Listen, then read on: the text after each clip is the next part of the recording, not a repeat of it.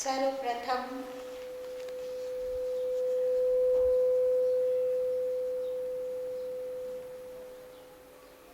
सभी को नूतन संवत्सर, नूतन वर्ष, नूतन संवत की ढेर सारी शुभकामनाएं।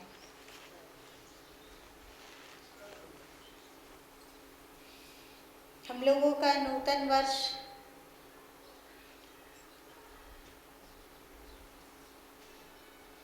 कलश स्थापना से शुरू होता है। चैत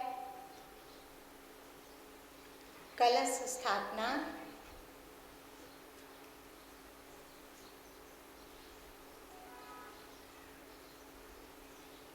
प्राच्य और पश्चिम दोनों की दृष्टियों में फर्क है। पश्चिम राष्ट्र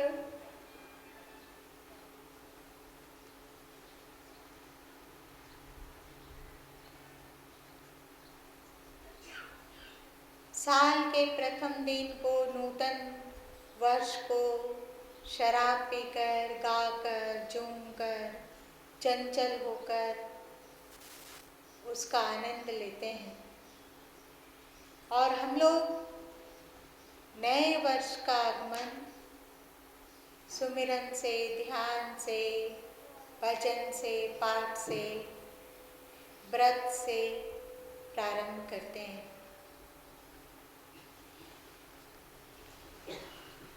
वैसे भगवान श्री कृष्ण ने 3 तरह का सुख बतलाया।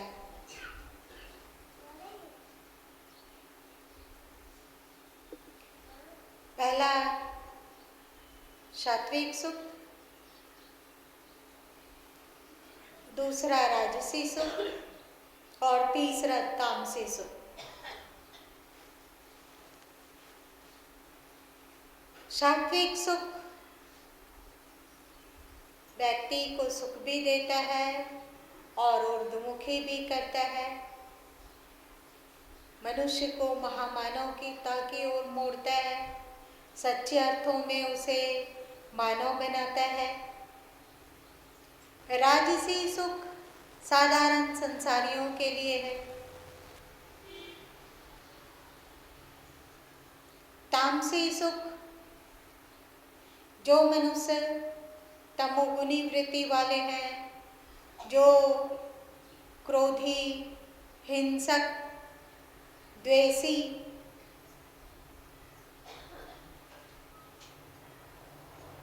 और चोरी, ठगी इत्यादि में प्रवृत्त होते हैं, वे अधोगति को प्राप्त होते हैं। भगवान श्री कृष्ण ने कहा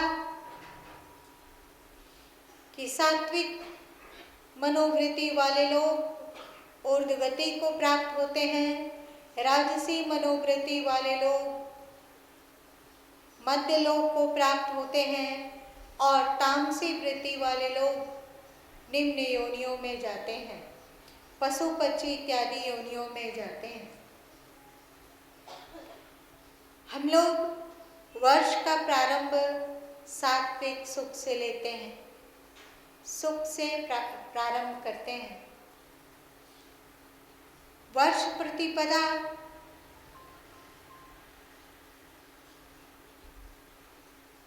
में व्रत करना, नाम सुमिरन करना, ध्यान करना, इंद्रियों को वश में करना।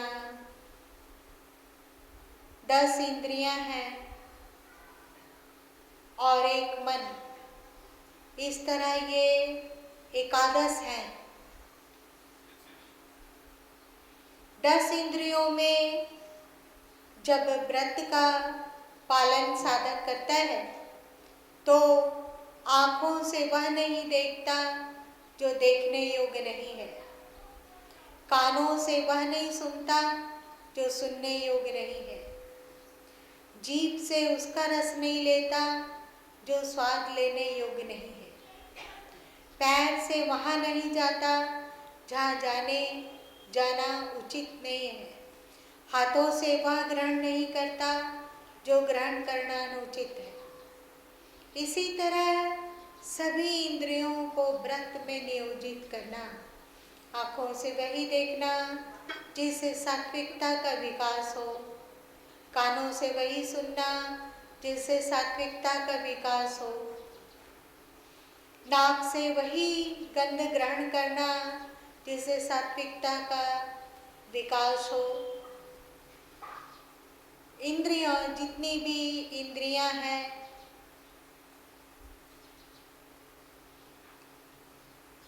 नवरात्रि में लोग ब्रह्मचर्य का पालन करते हैं।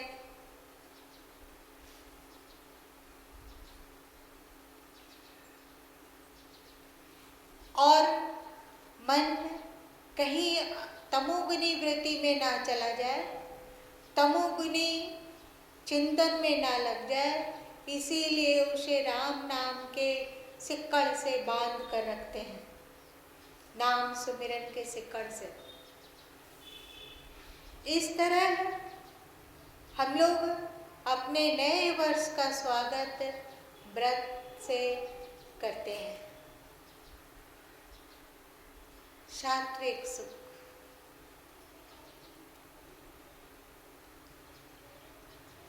आप सात्विक सुख और तामसिक सुख में क्या अंतर है, इसको पौधों पर प्रैक्टिकल किया गया। दूध देने वाली गायों पर इसको आजमाया गया। यदि गायों के सामने ऐसे संगीत को बजाया जाए जिसमें उछल कूद हो, जिसमें चंचलता हो, जिसमें शोर हो, दूध देने वाली गायों के समक्ष आप ड्रम बजाइए, चाहे डीजे बजा दीजिए, तो गायें दूध देना कम करने लग जाती है। अगर गायों के पास शांत संगीत का वादन किया जाए, बांसुरी की धुन छेड़ी जा सके, शांत संगीत को सुनाया जाए, तो गायों का दूध बढ़ जाता है। उसी तरह पौधे भी होते हैं, पौधे भी चंचल वादन करने पर, संगीत छेड़ने पर फूल फल में उसमें कमी आ जाती है। और जब शांत संगीत को पौधों के समक्ष बजाया जाता है तो पौधे भली भांति विकसित हो पाते हैं। मतलब हमारी आत्मा सात्विक संगीत को, सात्विक रहन सहन को, सात्विक चिंतन को पसंद करने वाली है। परंतु एक बात है, चाहे सात्विक सुख हो, चाहे राजसी सुख हो, चाहे तामसी सुख हो, यह ऐन्द्रिक जगत का सुख है। मतलब इंद्रियों से मिलने वाला सुख है। इंद्रियों से हम सात्विक चीज को ग्रहण करते हैं तो हमें सात्विक सुख मिलता है, राजसी चीज को ग्रहण करते हैं तो हमें राजसी सुख मिलता है, तामसी चीज़ों को ग्रहण करते हैं तो हमें तामसी सुख मिलता है। और जो भी ऐन्द्रिक सुख है उसका आरंभ होता है, वह बूढ़ा होता है और मर जाता है।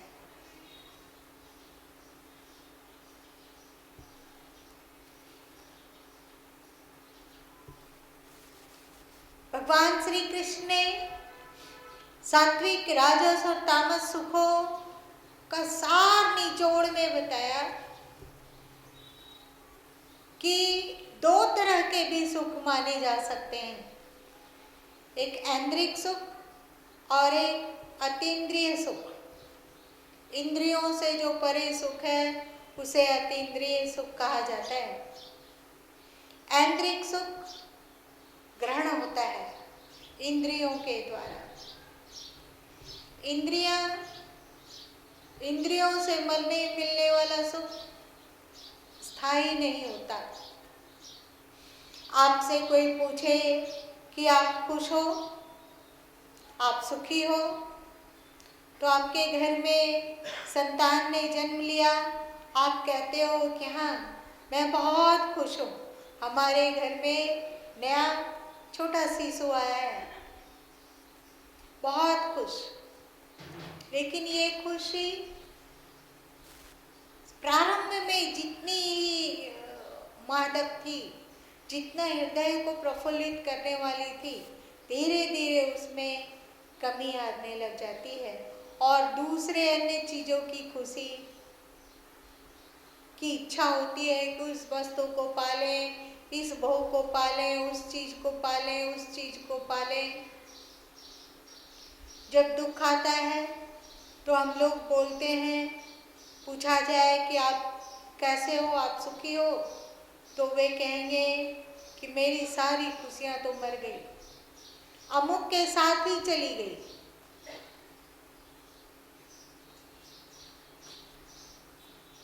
अब जीवन में खुश रहने योग्य कोई भी आधार नहीं है, कोई भी विकल्प नहीं है जिसका आधार लेकर मैं सुखी हूँ।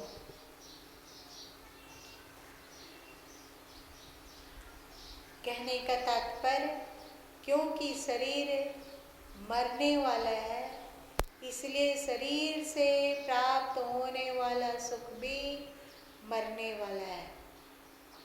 शरीर से जो कुछ भी प्राप्त हम कर पाते हो, परिवार को प्राप्त करते हैं, पैसे को प्राप्त करते हैं, प्रतिष्ठा को प्राप्त करते हैं और बहुत सारे दुख सुख सामग्रियों को प्राप्त करते हैं, ये रहता है और मिट जाता है। अगर ये सुख बना भी रह जाए तो एक दिन हमें इस शरीर से निकल जाना होता है, इस शरीर का त्याग कर देना होता है। मृत्यु के उपरांत कहाँ वो परिवार, कहाँ वो जोड़ा हुआ धन और कौन सी प्रतिष्ठा, कुछ भी नहीं, सब विस्मृत हो गया, सब भूल गए। जैसे हम लोग विगत जन्मों को भूल गए हैं, विगत जन्मों के परिवार, विगत जन्मों के भोग्य पदार्थ, विगत जन्मों की वस्तुएं सब विस्मृत कर गई है, वैसे ही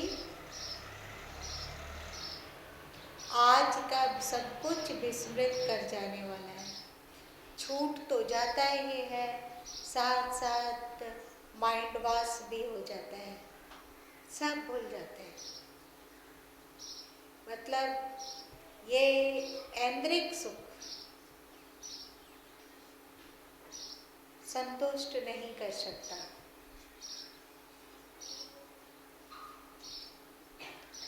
यह ऐन्द्रिक सुख मरण धर्मा सुख है। हमें सुख चाहिए, पर कौन सा सुख चाहिए? अमर सुख चाहिए, जो कभी ना मरे।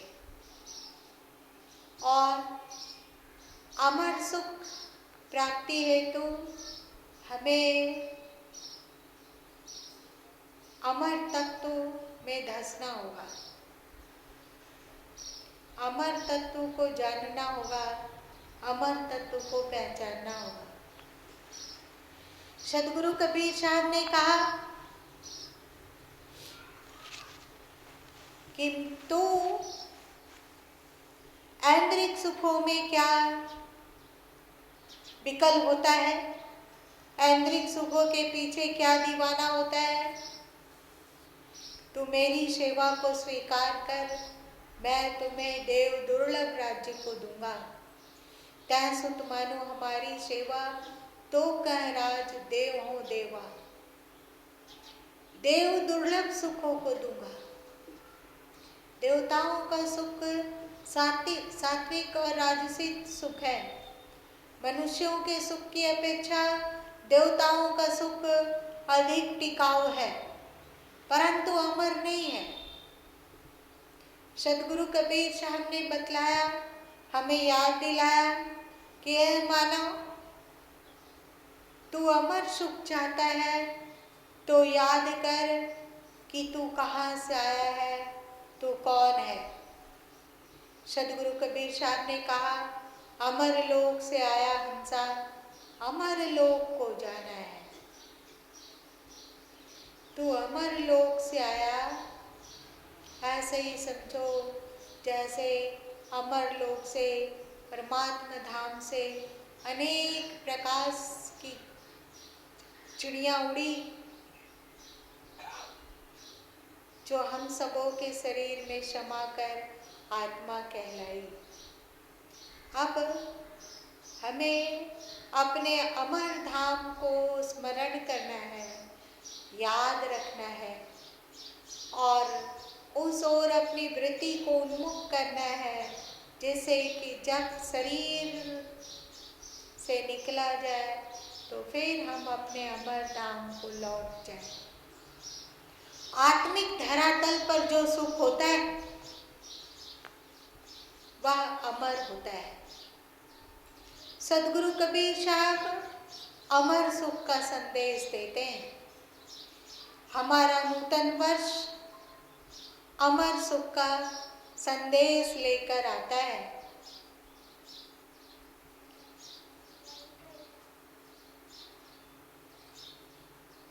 सदगुरु कहते हैं, जाए पाप सुख होई है घना, घना सुख तुम्हें होगा। निश्चय वचन कबीर के माना, तू निश्चय करके मेरे उपदेशों को मान ले। हम लोग ऐसे गुरु के शरण में हैं जो मरण धर्मा धरती पर रहते हुए भी अमर लोक से संपर्क को सधवा देते हैं और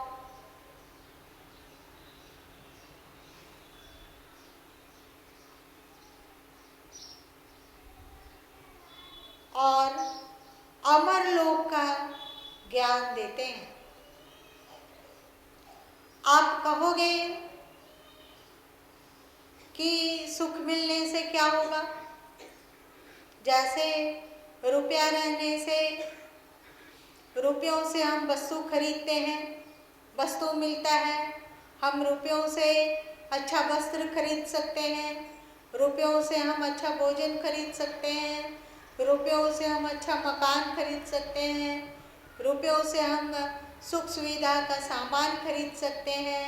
तो सुख से हम क्या ले सकते हैं? सुख से हमें क्या मिलता है?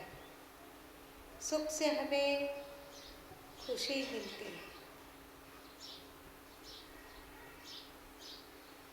दुख से हमें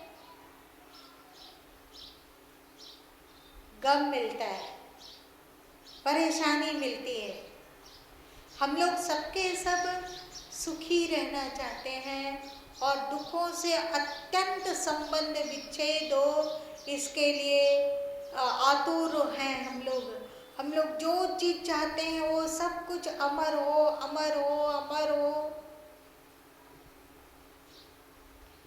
पिछला साल छूट रहा है, पिछड़ा संवत छूट रहा है, नए संवत में हम लोग प्रवेश करने जा रहे हैं।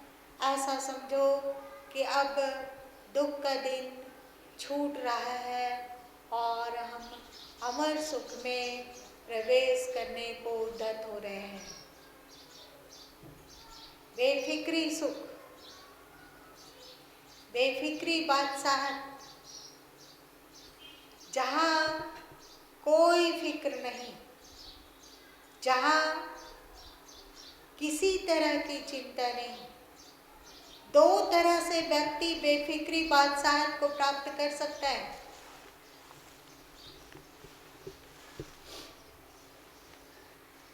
अमर सुख बेफिक्री बादशाहत का नाम है। इसमें किसी तरह का कोई फिक्र नहीं। यदि कि कोई बादशाह हो धरती पर, राजा हो, मंत्री हो,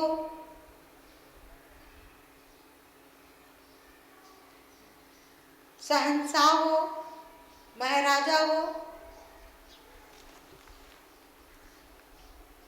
बहुत सुख हो उसके पास, बहुत सी सुख सामग्रियां हो, परंतु यदि उसे चिंता खाए जाती हो, कभी किसी चीज की चिंता, कभी किसी चीज की चिंता, कभी किसी चीज की चिंता, तो चिंता रहने पर संसार के समस्त सुख सुविधा सर्पतुल्य ही है, विषधर सर्प। सदगुरु कबीर साहब कहते हैं, चिंता ऐसी डाकिनी काटी कलेजा खाए, वैद्य बेचारा क्या करे, कहाँ तक दवा खिलाए। चिंता ऐसी डाइन है जो कलेजे को काट कर खा जाती है। वैद्य कहाँ तक दवा खिलाएगा, संत कहाँ तक उपदेश करेंगे। सबके घर हृदय हृदय में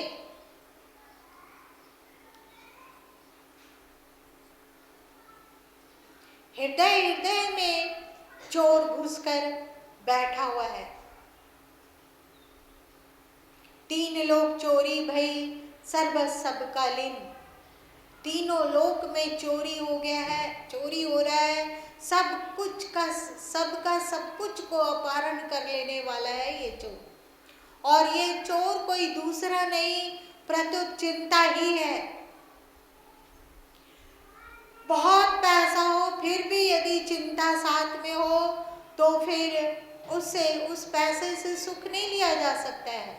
अनेक तरह की चिंता हो सकती है, स्वास्थ्य संबंधी चिंता, परिवार संबंधी चिंता, व्यापार संबंधी चिंता। अगर कोई ये सब चिंता ना हो तो मृत्यु की चिंता है, कभी भी मरा जा सकता है, कभी भी सब कुछ छूट सकता है, कभी भी हमें इस शरीर से निकलना पड़ सकता है। इसकी चिंता खाई जाती है और छूटने का एहसास होते के साथ कि जो कुछ प्राप्त है वह सब कुछ छूट जाएगा। मृत्यु के साथ ना मालूम कहाँ किस दिशा में चले जाया जाएगा, यह विचार ही कपा देने वाला है। जिससे हम बहुत प्यार करते हैं वह भी उस प्यारी वस्तु को भी छोड़कर हम जाएंगे, ये एकदम डरा देने वाला है। तो चिंता के रहने पर सुख का स्वाद नहीं लिया जा सकता। इसीलिए सदगुरु कबीर साहब ने कहा, चाह गई चिंता मिटी मनुआ बेपरवाह, जाको कछु न चाहिए सो जग साहंशाह। जैसे ही चिंता मिटी वैसे ही व्यक्ति साहंशाह हो गया, बादशाहों का बादशाह हो गया। चिंता कैसे मिटेगी? चिंता मिटेगी तो दुख भी मिटेगा, दुख मिटेगा तो अशांति भी मिटेगी। अशांति, दुख और चिंता मिट जाए तो जीवन में आनंद की बरसात ही बरसात है। चिंता मिटेगी कैसे? सदगुरु कबीर साहब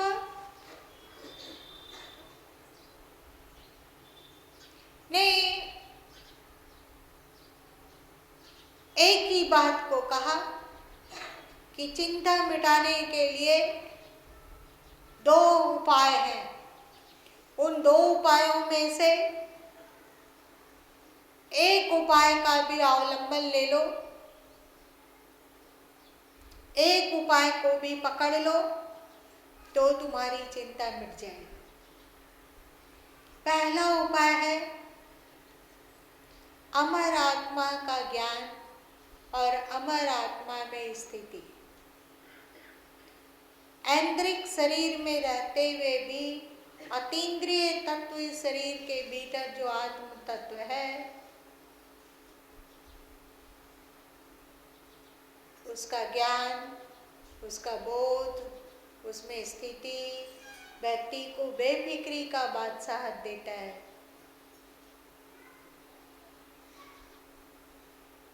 मस्त मृत्यु आएगी, शरीर को छीन कर ले जाएगी, शरीर चिता का जलावन बन जाएगा, परंतु मैं आत्मा परमात्मा में जा समाऊंगा।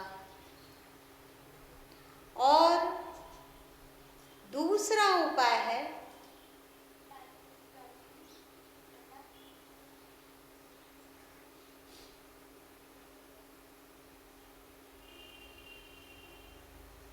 जो हम सब का स्वामी है, जो हम सब का मालिक है, जिसने हम सबको धरती पर भेजा है, जिसकी यह सारी धरती है, जिसके आकाश, वायु, अग्नि, पृथ्वी है, सभी जीवों में जिसका वास होता है, उसी की आज्ञा से सूर्य तपता है, चंद्र शीतलता प्रदान करती है, पेड़ पौधे अपने जो उनको आज्ञा है जिस पेड़ पौधे को उसी फल को वो उगाती है, जिसकी आज्ञा से बादल बरसते हैं। हमारा श्वास प्रश्वास होता है, पाचन क्रिया कार्य करती है, दिल धड़कता है, जिसकी आज्ञा से सारी सृष्टि का संचालन होता है। उस परमात्मा के शरणागत हो जाना। दो उपाय, या तो आत्म तत्व आत्म स्थिति में आप स्थित हो जाएं, आत्मबोध, मैं नहीं देह न देह के धर्मा, मैं नहीं प्राण न इंद्रिय कर्मा, मैं नहीं मन बुद्धि चित्त अहंकारा, गुणातीत मैं सबसे न्यारा। मैं सबसे न्यारा हूँ, मैं आत्म तत्व हूँ, मैं आत्मा हूँ। जैसे घड़े की मिट्टी को यह ज्ञान हो जाए कि वह घड़ा नहीं, वह मिट्टी है, तो फूटने से उसको डर नहीं लगता। उसको लगता है कि घड़ा का आकार फूट जाएगा, नष्ट हो जाएगा, पर घड़े में स्थित मिट्टी कभी नष्ट नहीं हो सकती। उसी तरह हमारा शरीर नष्ट हो सकता है, पर हमारी आत्म तत्व ज्यों का त्यों है। यह परमात्मा का ही स्वरूप है, परमात्मा की ही सब कुछ, परमात्मा की क्वालिटी, सारी क्वालिटी इस आत्मा में उतरी हुई है। हम परमात्मा के ही संतान हैं, हम परमात्मा के ही अंश हैं, हम परमात्मा के ही हैं। तो समर्पण,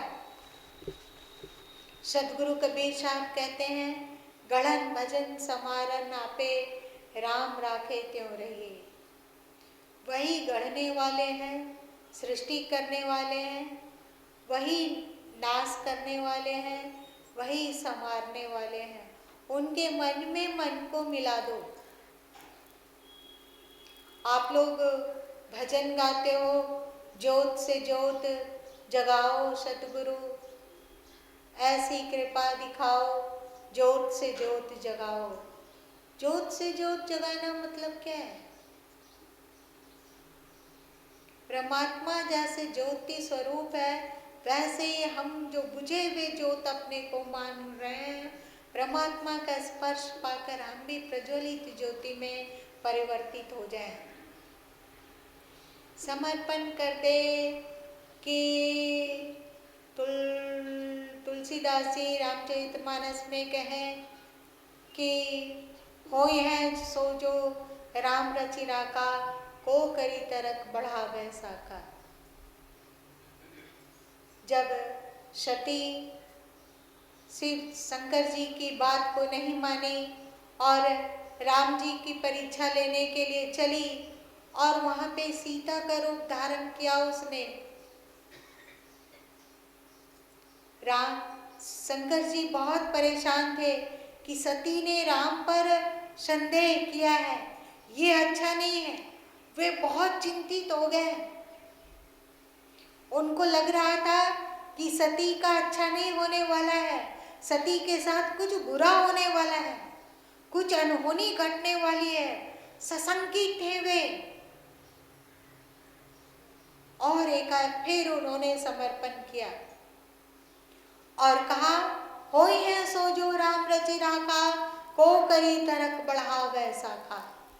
वही होने होगा जो राम ने रच कर रखा है, वे कौन दुखों की शाखा पर शाखा बढ़ावे। निश्चिंत हो गए वे। पहले तो प्रारब्ध बना, पीछे बना शरीर। कबीर यह आश्चर्य है, मन नहीं धारे धीर। पहले प्रारब्ध बन चुका है, पीछे शरीर बना है। मन अज्ञान के कारण धैर्य को नहीं रखता। समर्पण कर देना, राम के शरणागत हो जाना।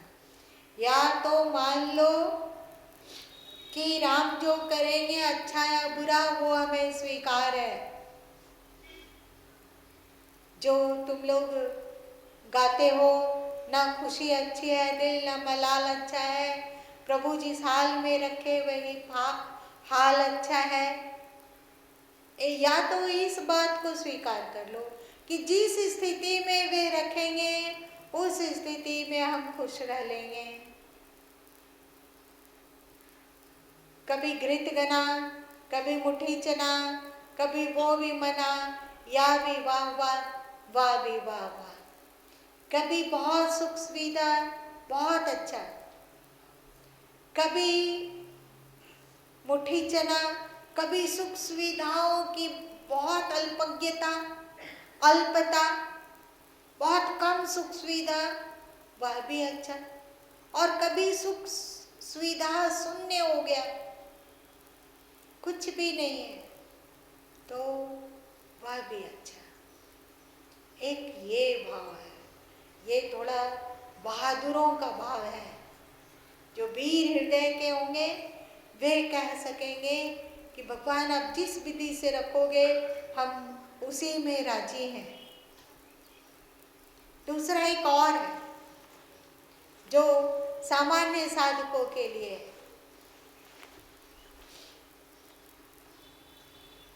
कौन सा मार्ग है वो जिस पर निश्चिंता पूर्वक बढ़ा जा सकता है। इसके पहले हम लोगों ने जाना ज्ञान का मार्ग, फिर जाना समर्पण का मार्ग, दोनों बहुत कठिन लगा। तीसरा है विश्वास का मार्ग।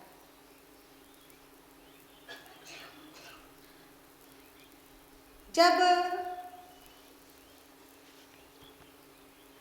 हम राम की शरण में हैं, जब हम राम का सुमिरन करते हैं, राम का ध्यान करते हैं, राम के अनुकूल जीवन जीने का हर संभव प्रयास करते हैं, तो वे हमेशा हमारा मंगल ही मंगल करेंगे। हम तक दुख को फटकने नहीं देंगे। हो सकता है कि मेरे प्रारब्ध में खोट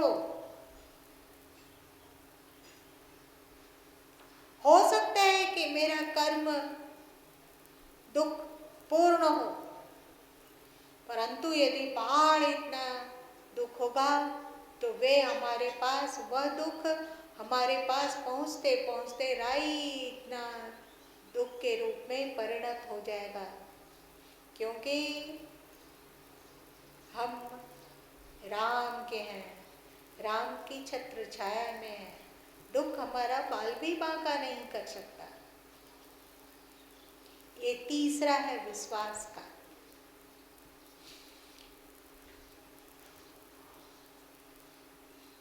सदगुरु कबीर साहब कहते हैं, जाको राखे साइया, मार सके न कोई, बाल ना बांका कर सके, जो जग बैरी होए। हम लोग अमर सुख भी चाहते हैं, पर ये भी चाहते हैं कि साथ साथ जब तक जीवित हैं तब तक भौतिक सुख भी मिलता रहे। अमर सुख का महत्व हम समझते हैं, अमर सुख से मुंह फेरते नहीं, अमर सुख को महत्वपूर्ण जानते हैं, स्थायी समझते हैं, अमर सुख को भर रंग पकड़कर अपना बना लेना चाहते हैं, परंतु भौतिक सुख का आकर्षण हमसे छूटता नहीं है।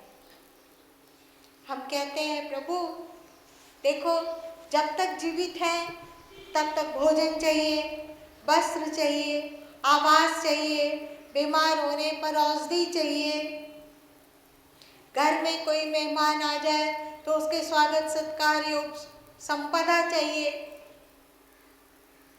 इसलिए प्रभु अमर सुख तो दो ही दो हमें, पर भौतिक सुख की भी व्यवस्था कर दो। भौतिक जीवन में भी दुख के घनघोर घटाटोप बादल हमारे सिर पर मत मंडराने दो। तो जिज्ञासा होती है कि ऐसे क्या करें कि हमारा विश्वास पुष्ट हो और भगवान की छत्र छाया हम पर हमेशा बनी रहे। ऐसा लगे जैसे छोटे बच्चे को जब माँ अपने आंचल में समेट कर, अपने आंचल से ओढ़ाकर अपने सीने से चिपका लेती है तो बच्चा बिल्कुल सुरक्षित महसूस करता है। ऐसे हे प्रभु, ऐसा क्या करें जो कि हमें एहसास हो, हमारे भीतर विश्वास हो कि हमें प्रभु ने अपने कृपा के आंचल में समेट लिया, अपने हृदय से चिपका लिया है। अब हमारा कोई दुख बाल भी बांका नहीं कर सकेगा। यदि दुख आएगा, दुख तो आएगा ही। जीवन में भौतिक रूप से केवल सुख ही सुख नहीं हो सकता, दुख भी आएगा। तो ऐसा क्या करें कि दुख हम पर हावी ना हो, दुख आए और अपना चलता चल बने। इसके लिए उपाय तुलसीदास जी अपने वचन में कहते हैं, और उसी उपाय को करते हुए हम लोग नवीन वर्ष में प्रवेश करते हैं।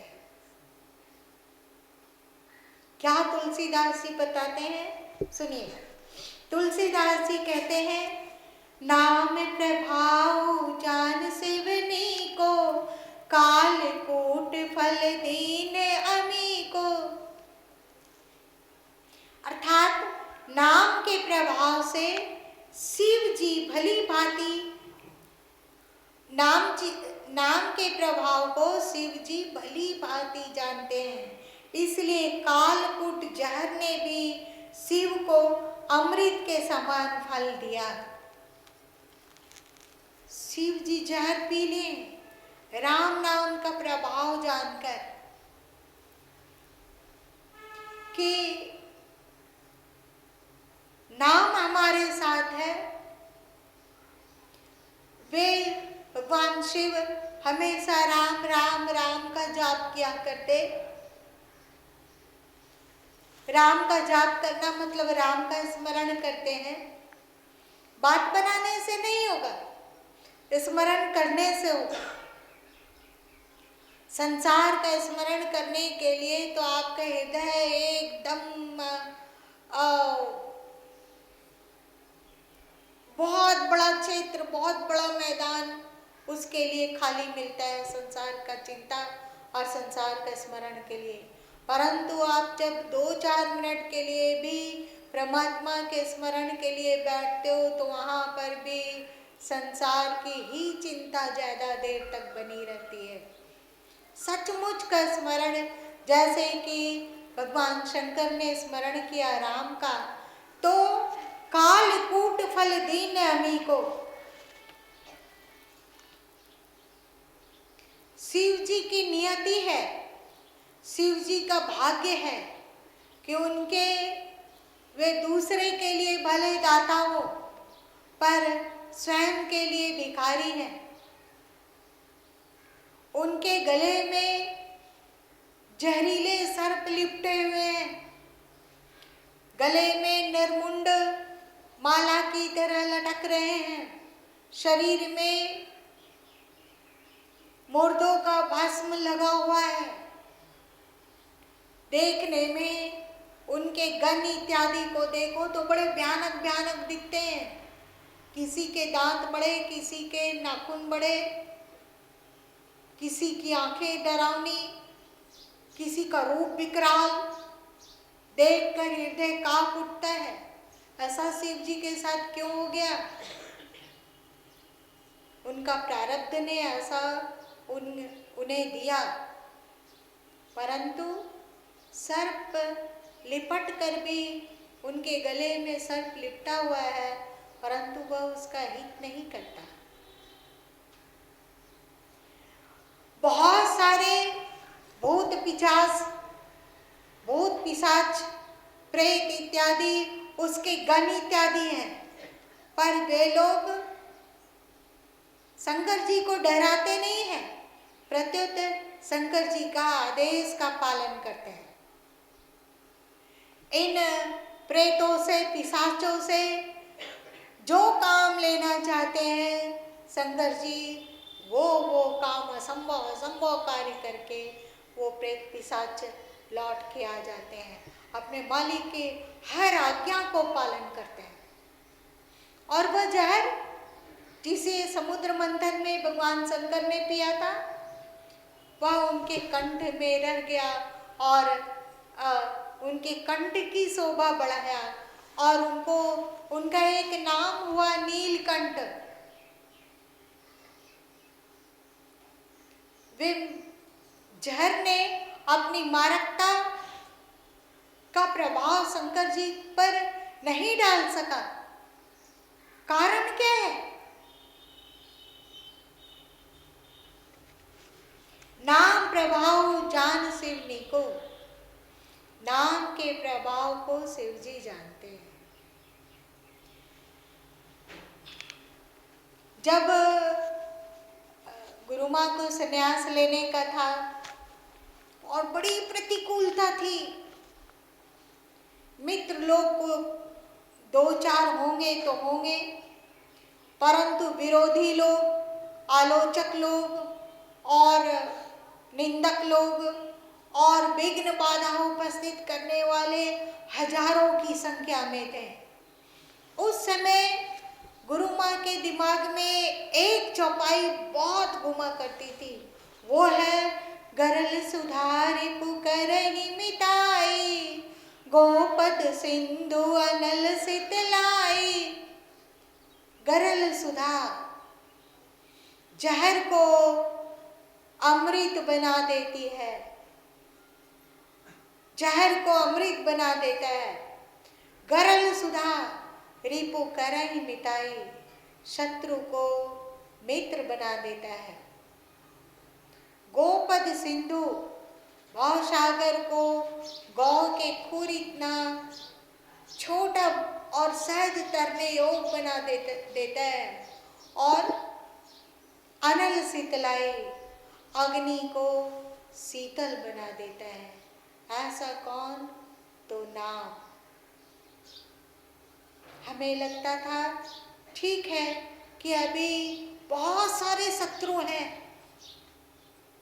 जो हर स्थिति में विघ्न डालना चाहते हैं और किसी भी तरह झुका देना चाहते हैं, परंतु ये एक न एक दिन मित्र अवश्य बनेंगे। गरल सुधा चाहे जहर भी हो, वो भी अमृत का ही काम करेगा। और जितने आज शत्रु बने हुए हैं वे एक दिन अवश्य ही मित्र बन जाएंगे। ये विश्वास था राम नाम के प्रभाव से। अनल शीतलाई, आग भी शीतलता को बरसाने वाली बन जाएगी। और ये मैंने अपने जीवन में देखा, ये विश्वास का मार्ग। सदगुरु कबीर साहब कहते हैं, औखद मूल किछु नहीं वाके, राम सजीवन मूली। चाहे कोई औषधि हो या मूल हो या ना हो, उसे कोई मतलब नहीं, राम ही संजीवनी बूटी है। मतलब मृत्यु से बचाने वाला, दुखों से बचाने वाला, अज्ञान से बचाने वाला, और भौतिक सुख और अमर सुख दोनों सुखों को देने वाला। सदगुरु कबीर साहब की एक वाणी है, सुमिरन से सुख उपजे, सुमिरन से दुख जाए, कहें कबीर सुमिरन किए, साईं माही समाए।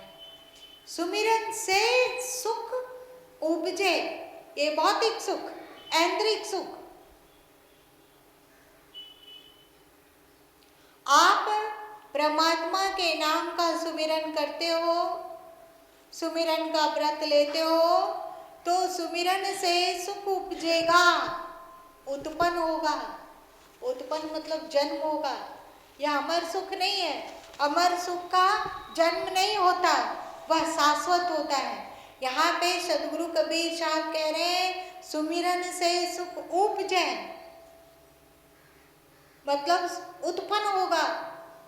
उत्पन्न होने वाला सुख ऐन्द्रिक सुख है।